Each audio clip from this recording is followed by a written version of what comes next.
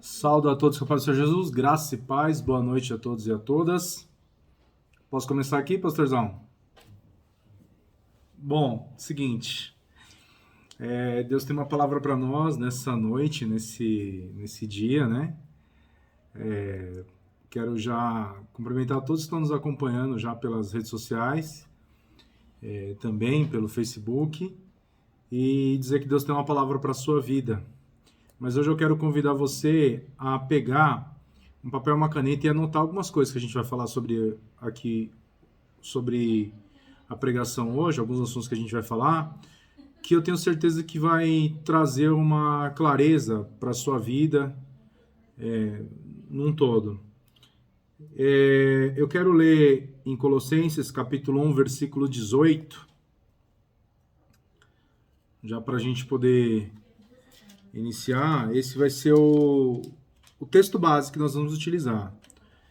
O tema da campanha é sobre ressurreição, é sobre Lázaro, né? A gente vai falar um pouquinho sobre Lázaro também, mas eu quero utilizar como texto base Colossenses capítulo 1, 18. Para você que não aguenta mais me ver pregando, eu só posso te dizer uma coisa: eu não posso fazer nada, não tem muito o que fazer. Amém? Glória a Deus. Bom, Colossenses capítulo 1, versículo 18. Acho que tiraram o Colossenses aqui da minha Bíblia. Peraí. Alguém já achou aí? Amém. Glória a Deus. Colossenses 1, 18. Eu estou repetindo aqui porque eu não achei ainda. Então aí. Pastor, está depois de Gênesis e está antes de Apocalipse. Amém. Glória a Deus. Já ajudou bastante já. Colossenses 1, 18, depois de Efésios, Filipenses, tá lá. Tô gravando aqui também. Eu tô gravando aqui também pro YouTube, para depois a gente subir a pregação pro YouTube. Pedir pra edição dar um corte aí nessa parte aí para não ficar muito feio, beleza? Bom, vamos lá. Colossenses capítulo 1, versículo 18, diz assim: Ele é a cabeça do corpo da igreja. Ele é o princípio, o primogênito de entre os mortos, para em todas as coisas ter a primazia. Ele é o cabeça do corpo da igreja. Ele é o princípio, o primogênito de entre os mortos, para em todas as coisas ter a primazia. A primeira pergunta que eu tenho para fazer para vocês é o seguinte: de quem que Colossenses 1,18 está falando? Que ele é o primogênito dentre os mortos. Quem que é esse que ele está falando que é o primogênito dentre os mortos? Quem que é esse ele? Certamente, quem conhece o texto sabe que esse texto está se referindo a Jesus. Porém, Jesus não foi o primeiro a ser morto. E também não foi o primeiro a ressuscitar. Mas há uma diferença aqui, eu vou explicar para vocês. A gente vai voltar em Colossenses capítulo 1, versículo 18, mas antes a gente vai falar sobre alguns outros textos. A Bíblia relata 3 episódios em que Jesus ressuscitou pessoas durante seu ministério terreno. A palavra do Senhor diz assim que Jesus, no seu ministério terreno, ele fez muitos milagres, incontáveis milagres, e dentre esses milagres, milagres de ressurreição. O primeiro e mais conhecido é o milagre que Jesus realizou através da vida de Lázaro. João capítulo 11, versículo 21 em diante vai relatar esse episódio. Perdão, João capítulo 11, a partir do primeiro versículo. Mas a gente vai ler a partir do versículo 21 em diante, onde relata esse episódio. A Bíblia diz no versículo 21, disse Marta a Jesus: Senhor, se estivesses aqui, meu irmão não teria morrido. Primeiro ponto nessa passagem, que já foi falado nos dias anteriores a respeito da morte de Lázaro, é que Lázaro conhecia Jesus intimamente, a ponto da Bíblia dizer que Lázaro era amigo íntimo de Jesus. Jesus era amigo íntimo de Lázaro. Porém, Jesus não estava ali na categoria dos apóstolos e nem dos seguidores de Jesus mais próximos. E aí eu tenho para dizer para vocês, se a gente fosse pensar... Ô Dani, pega aqui o Bruno, por favor. Pega o Bruno aqui, por favor. Eu tô com um fundo musical aqui, né? Bem bacana aqui, mas vai ficar fazendo barulho aí no ouvido de vocês.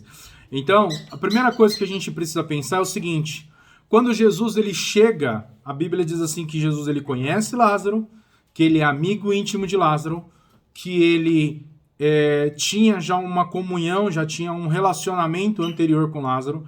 Lázaro era conhecido como um amigo de Jesus, ou seja, Jesus frequentava a casa de Lázaro, Jesus era recebido muitas vezes por Lázaro. Porém, a Bíblia diz que quando Lázaro morreu, Jesus não estava próximo. A primeira morte que eu quero falar aqui é sobre o afastamento de Deus. Lázaro representa um afastamento de Deus. Porque quando mandam chamar Jesus, as irmãs de Jesus mandam chamar Jesus, a Bíblia diz assim que Jesus ainda se demora no lugar onde ele está e ele volta para a cidade onde Lázaro estava. E quando ele chega lá, a Bíblia diz que já fazem 4 dias que Lázaro havia morrido e Jesus está chegando lá 4 dias depois. Porém, uma coisa eu tenho para dizer para vocês, não era Jesus que estava distante de Lázaro, mas era Lázaro que estava distante de Jesus. Se a gente for falar sobre uma espiritualização desse texto, eu não gosto muito de fazer isso, mas hoje eu quero fazer algo um pouco diferente daquilo que habitualmente eu faço, que é pregar de forma expositiva, porque Deus ele vai falar com você de uma forma diferente hoje. Quando Lázaro ele está afastado de Jesus, não é Jesus que se afastou de Lázaro, mas é Lázaro que está afastado de Jesus. Por quê? Porque é impossível Jesus se afastar de alguém sendo ele o centro de tudo. É ele o centro de tudo. A Bíblia diz assim que ele é o princípio e o fim de todas as coisas. Ele é o primogênito de toda a criação. Jesus é o centro. Jesus ele não muda de lugar no sentido de se afastar de nós, mas nós muitas vezes nos afastamos de Jesus. A pergunta correta de Marta, quando Marta chega para Jesus e fala assim, Senhor, se estivesse aqui, meu irmão não teria morrido. E aí ela fala assim, mas sei que mesmo agora Deus te dará tudo o que pedires. Talvez a resposta de Jesus, ou até mesmo a pergunta de Marta seria, Senhor, eu sei que se ele estivesse com o Senhor, ele não teria morrido, mas ele morreu. Mas a resposta de Jesus foi, o seu irmão vai ressuscitar. Quando Jesus fala para Marta que o irmão dela vai ressuscitar, imediatamente ela já pensa naquilo que era um pensamento para os judeus da época. Haviam 4 grupos de judeus, fariseus, saduceus, os escribas e e uma outra categoria, os zelotes, né? Então haviam 4 grupos e 2 desses grupos criam fortemente na ressurreição dos mortos. Outro grupo eles imaginavam de outra forma, que a gente vai explicar um pouquinho mais para frente. Mas ela sabia que haveria uma ressurreição. Ela sabia que os mortos haveriam de ressuscitar. Quando seria isso? Ela diz, no último dia. Só que Jesus responde, eu sou a ressurreição e a vida. Aquele que crê em mim, ainda que morra, viverá. E quem vive e crê em mim, não morrerá eternamente. Ele pergunta, você crê nisso? Ela respondeu, sim, Senhor, eu tenho crido que tu és o Cristo, o Filho de Deus que havia de vir ao mundo. Jesus vai lá, e aquela passagem que todo mundo conhece, ele manda retirar a pedra, e ele então grita pro Lázaro que estava dentro do túmulo, Lázaro sai para fora, e Lázaro ressuscita. Aquela ressurreição é uma ressurreição física, é uma ressurreição para a vida terrena. E essa ressurreição não tem nada a ver com aquilo que Marta está dizendo a respeito da ressurreição do último dia. É outro tipo de ressurreição que nós vamos falar um pouquinho mais para frente. Então a primeira morte que a gente pode entender é o afastamento de Deus. A palavra do Senhor diz que há 2 tipos de morte. A primeira morte é a morte física, é a morte terrena, é a morte que nos leva para o túmulo, nos leva para o sepulcro. O segundo tipo de morte é a morte espiritual. E o Senhor mesmo diz que a segunda morte é muito pior do que a primeira. Lázaro havia experimentado a experiência da primeira morte, a morte física. Porém, quando nós vemos hoje na igreja muitas pessoas se afastarem de Deus, ela tem experimentado um estado de morte muito pior de afastamento de Deus, que é a morte espiritual. E é essa que a gente precisa se preocupar muito fortemente, porque os dias são maus, e mais do que nunca a gente tem tido notícia todos os dias de morte. Nós temos notícia todos os dias de óbito, de pessoas que estão descendo à sepultura, muitos precocemente, muitos de forma inesperada, outros já em avançada idade, mas todos os dias nós recebemos notícia de que alguém que faz parte do nosso círculo de amizade, ou que conhece alguém, a gente conhece alguém que perdeu alguém, e por aí vai. Então isso é uma coisa que tem acontecido, que nos leva a pensar cada vez mais na morte. Lázaro havia experimentado a morte física, que é a primeira morte, e a irmã dele estava dizendo a respeito da ressurreição para a vida eterna. E Jesus fala assim, ele ainda vai ressuscitar ainda nessa vida. E ela fala assim, eu creio, Senhor. E a Bíblia diz que Lázaro ressuscitou. Então a primeira morte que a gente vai falar, que a gente falou, é o afastamento de Deus. A segunda morte é a morte que está relatada lá em Lucas capítulo 11, versículo 11 ao versículo 17. Jesus está indo para uma cidade chamada Naim, junto com seus discípulos e uma grande multidão. Quando ele está se aproximando da porta da cidade, está saindo de dentro da cidade um cortejo fúnebre. Era como a gente vê hoje, por exemplo, nos funerais. Hoje não, porque não está tendo velório, funeral, cortejo, essas coisas não está tendo. Mas há um pouco mais de um ano era comum, até tempos muito mais remotos, as pessoas participarem de um cortejo fúnebre. Geralmente o velório acontecia em algum lugar fechado, podia ser a casa de uma pessoa, ou podia ser um espaço de uma igreja, alguma coisa assim. E depois, quando o carro da funerária ia buscar aquele corpo, vários carros saíam atrás para ir seguindo aquele carro.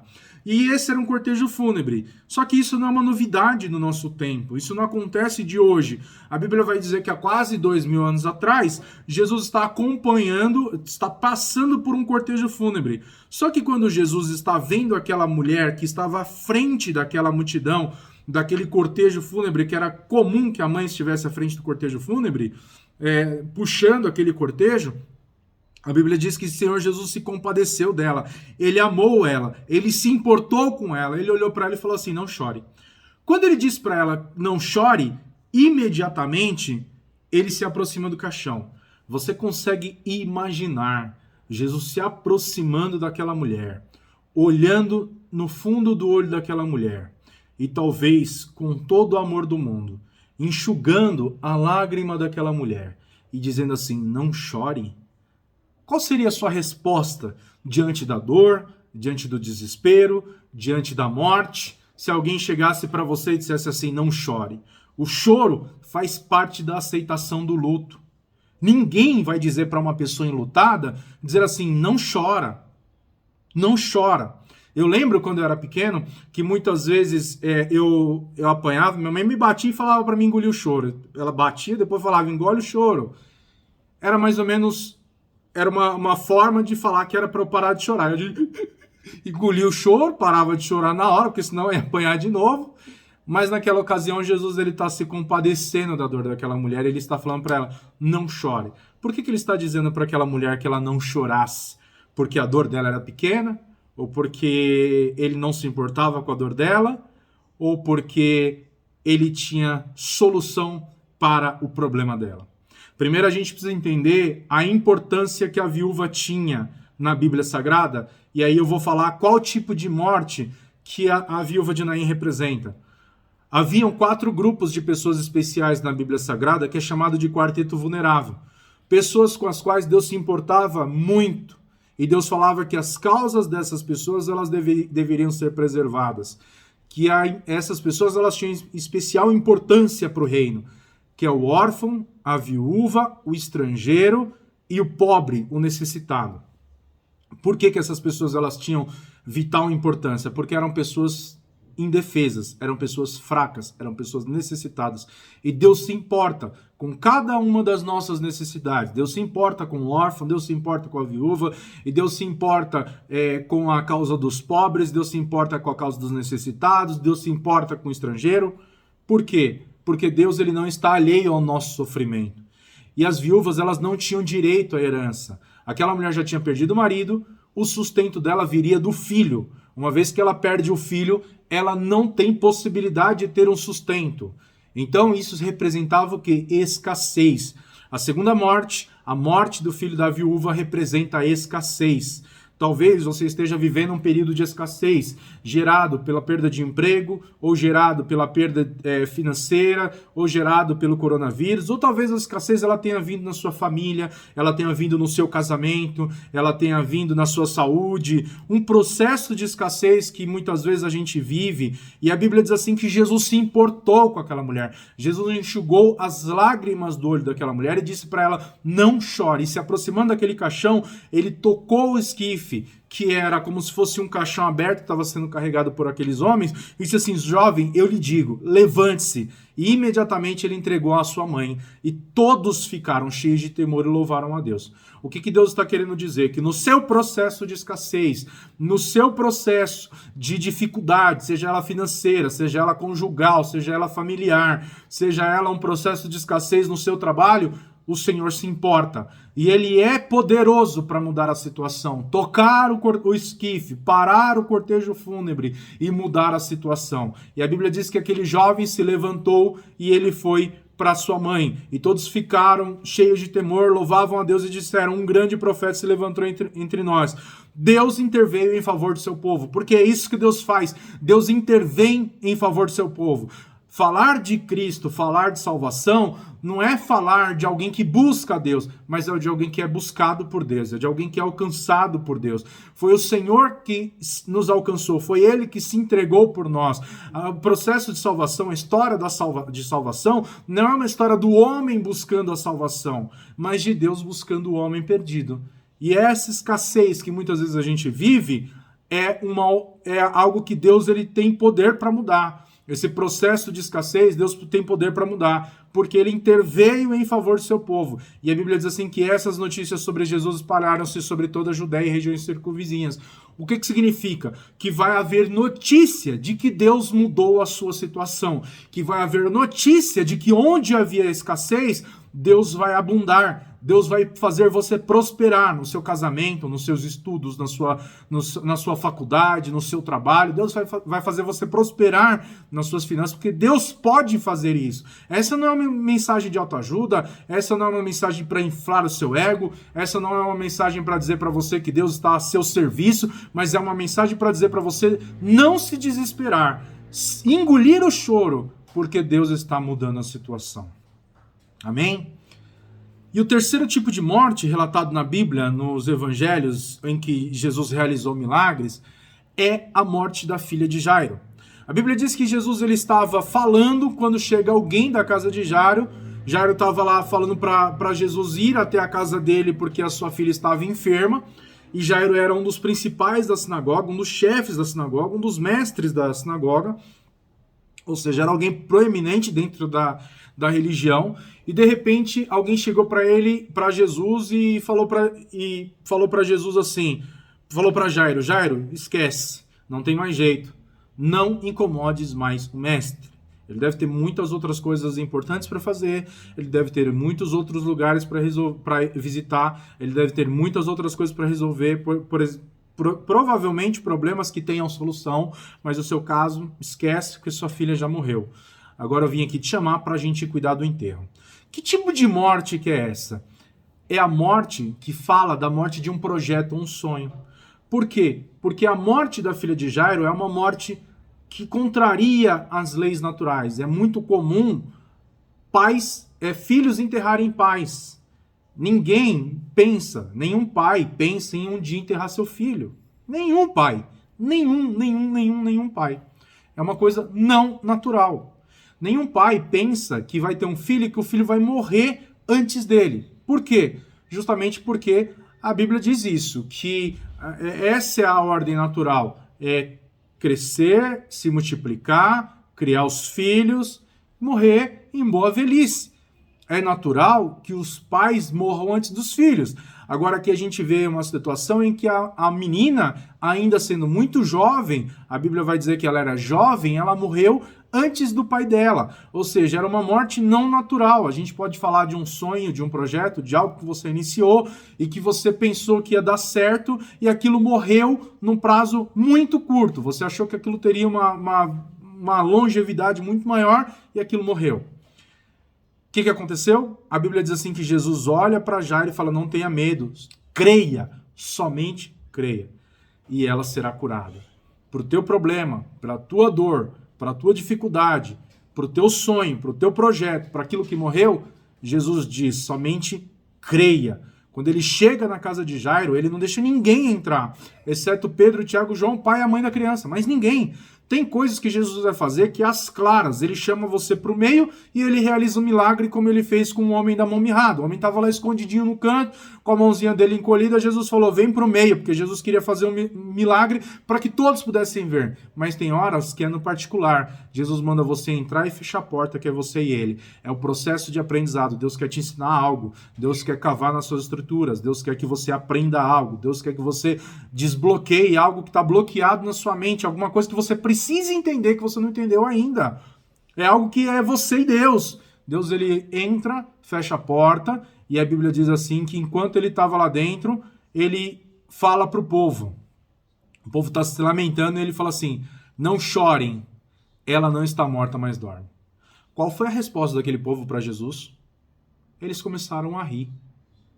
Muitas vezes, se a gente falar para alguém dos nossos sonhos, dos nossos projetos, daquilo que a gente está fazendo, ao invés das pessoas disserem assim, amém, eu creio, elas vão rir de você. Primeiro elas vão rir de você, depois elas vão ver o milagre que Deus vai fazer. E naquela ocasião, a Bíblia diz assim que Jesus ele entrou e ele tomou a menina pela mão e ele falou para a menina, levante-se. O espírito voltou e ela se levantou imediatamente. Então Jesus ordenou que lhe dessem de comer. E os pais dela ficaram maravilhados, mas eles ordenou que não contassem nada a ninguém o que tinha acontecido.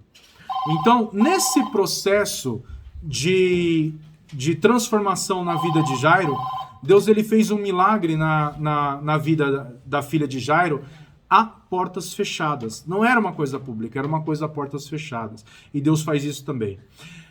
Falando de ressurreição, a gente também precisa entender que a ressurreição não é só algo espiritual, não é só na esfera espiritual, mas a gente também tem a ressurreição do último dia. É a ressurreição para a vida eterna. E é esse o principal ponto que nós precisamos entender e focar agora.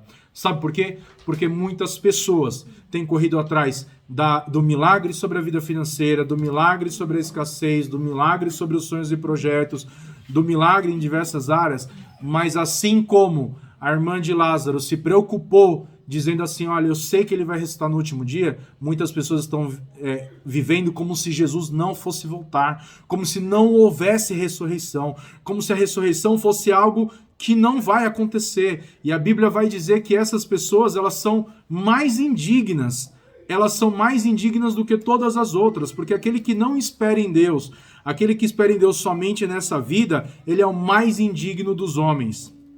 Então, nós precisamos esperar em Deus. A Bíblia fala sobre isso. O que é a morte? A morte é um estado temporal. O que eu mais vejo hoje em dia, o que eu mais vejo são pessoas falando da morte com conhecimento extremamente superficial, com conhecimento extremamente raso do que é o processo da morte. Muitas vezes você vê pessoas que levaram uma vida que não se preocuparam com a morte em nenhum momento das suas vidas. Como aquele homem de Lucas, que a Bíblia diz assim, que ele era muito rico, ele diz, certo dia ele juntou muitos bens, riquezas, e ele fala assim, a minha alma come, folga, bebe e goza, ou seja, se eu quiser, hoje eu paro de trabalhar, nunca mais eu vou precisar fazer nada da minha vida, e eu tô com a vida ganha. O Senhor Jesus falou assim naquela parábola, louco, se hoje mesmo eu te pedires a tua alma, tudo que tens preparado para quem será?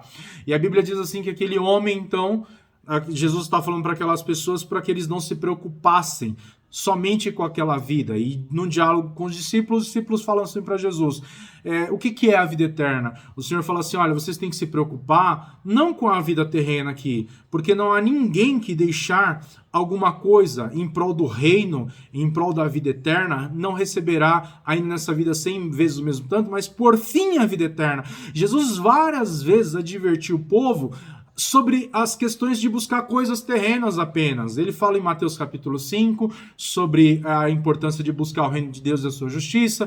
Ele fala sobre a parábola do rico e do Lázaro, sobre aquele que recebe bens e riqueza e outro que só recebe maus. Ele fala o tempo todo de eternidade, mas as pessoas elas focam no quê? Somente no bem-estar e na vida terrena. E aí quando morre, as pessoas falam assim, tá num lugar melhor, foi para um lugar bom, está melhor que a gente. Porque há uma compreensão rasa de que as pessoas, quando morrerem, elas vão ficar num estado intermediário esperando que alguém interceda por elas. Mas será que a Bíblia diz isso?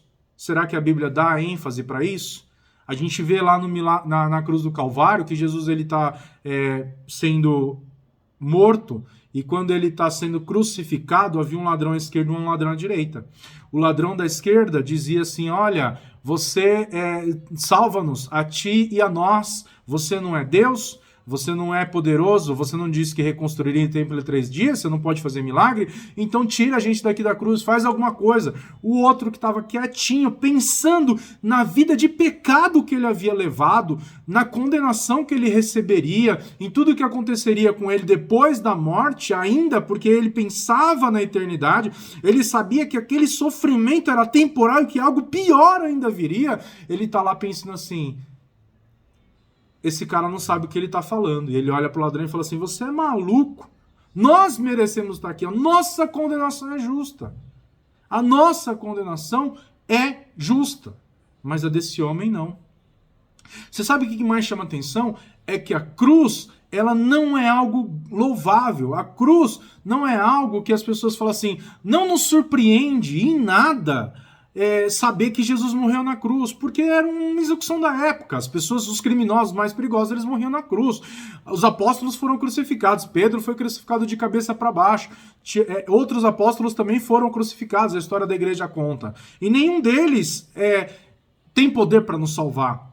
Mas Jesus, ele, além de viver uma vida sem pecado, receber uma condenação que não era para ele, ele carregou sobre si os pecados de toda a humanidade. E naquele momento que ele está na cruz do Calvário, aquele homem olhou para o ladrão que estava do outro lado e disse assim: você é maluco, você não sabe o que você está falando? E ele olha para Jesus e falou assim: Senhor, lembra-te de mim quando entrares no teu reino. Aquele homem não pensava na morte temporal e terrena, não. Ele não falou: Senhor, me ressuscita para que eu continue uma vida de pecados, como muitas vezes as pessoas querem viver. Porque pessoas que têm a oportunidade de ter uma vida nova, e o coronavírus ele tem mostrado isso para muita gente, pessoas que tiveram experiências de pensar na morte o tempo todo, não tiveram as suas vidas mudadas depois de passar por uma experiência dessa, mas continuam vivendo uma vida de pecados, porque não pensam na eternidade. Aquele homem olhou para Jesus e ele falou assim: Senhor, não quero ressuscitar para continuar uma vida de pecados, de erros, de engano, mas lembra-te de mim quando entrares no teu reino. Jesus olhou para aquele homem e disse assim: hoje mesmo estarás comigo no paraíso. Aquele foi o primeiro homem a inaugurar o paraíso. Foi o primeiro a entrar no paraíso. E não há relatos de nenhuma outra pessoa que entrou no paraíso além dele, porque é o único que a Bíblia diz que esse foi para o paraíso de fato. Lá na cruz haviam 2 ladrões, 2 malfeitores, 2 pecadores. E Jesus salvou um, pela sua graça, para que ninguém se desespere. Mas apenas um, para que ninguém se iluda. A salvação não é algo impossível. É impossível aos homens, mas é possível para Deus. Mas também não é algo que é para todo mundo. E não adianta, depois da morte, aquelas pessoas intercederem pela vida daquele ladrão que não foi salvo. Porque a salvação se resume em vida.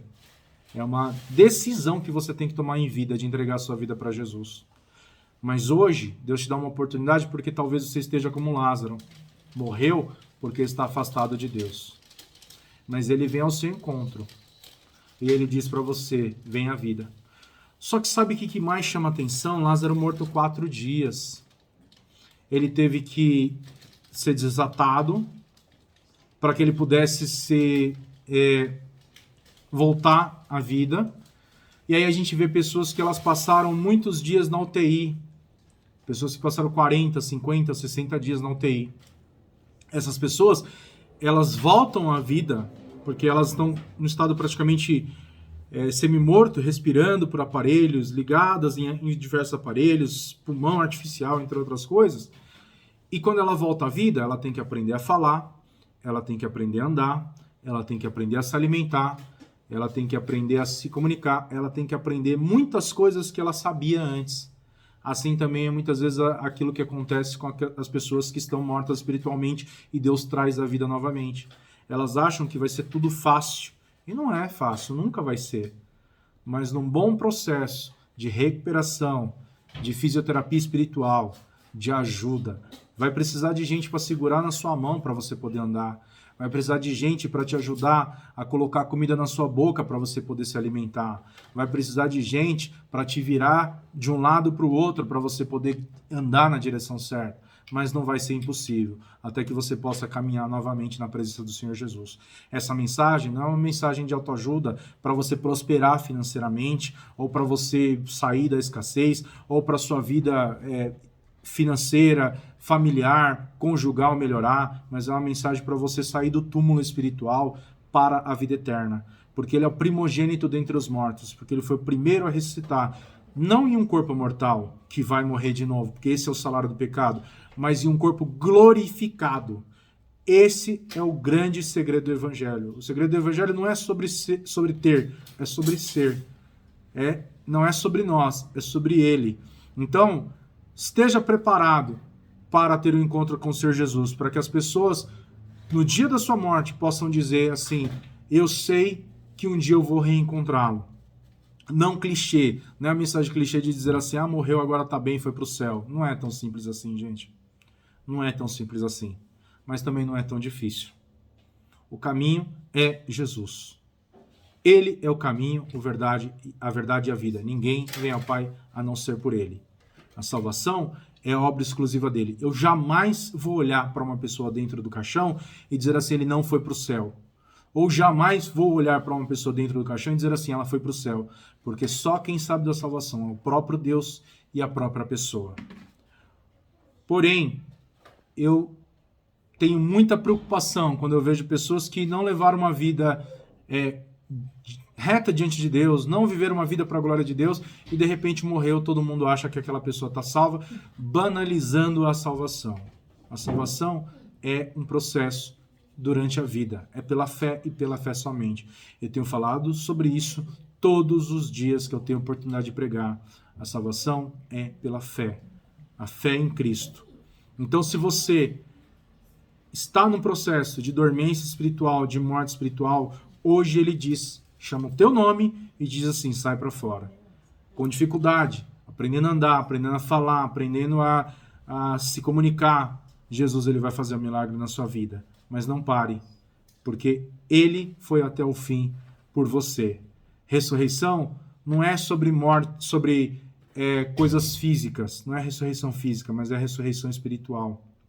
Eu vi uma postagem hoje de uma amiga no Facebook de um pastor que faleceu. E o pastor está falando há dias atrás que ele se sente preparado para ter um encontro com Cristo. Antes mesmo de ficar enfermo, ele já falava que ele estava preparado para ter um encontro com Cristo. Hoje, você não está passando por nenhum tipo de problema de saúde física, mas você está preparado para ter um encontro com Cristo? É a pergunta que eu tenho para te fazer. E eu finalizo essa mensagem com essa pergunta. Amém? Esteja preparado para ter um encontro com Cristo, porque ele é a ressurreição e a vida. E ninguém vem ao Pai a não ser por ele. Porque ele é o cabeça da igreja e o primogênito dentre os mortos. Assim como ele ressuscitou, nós também ressuscitaremos num corpo de glória, num corpo glorificado. Não é uma ressurreição física que vai morrer de novo, mas uma ressurreição para a vida eterna. Aquela que Marta estava dizendo: eu sei que ele ressuscitará no último dia. Nós também ressuscitaremos no último dia. Tessalonicenses diz isso, que há uma ressurreição.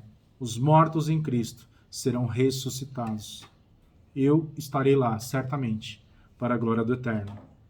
E eu quero ter no meu coração a paz de saber que vocês, a minha família, a minha esposa, os meus filhos também estarão lá.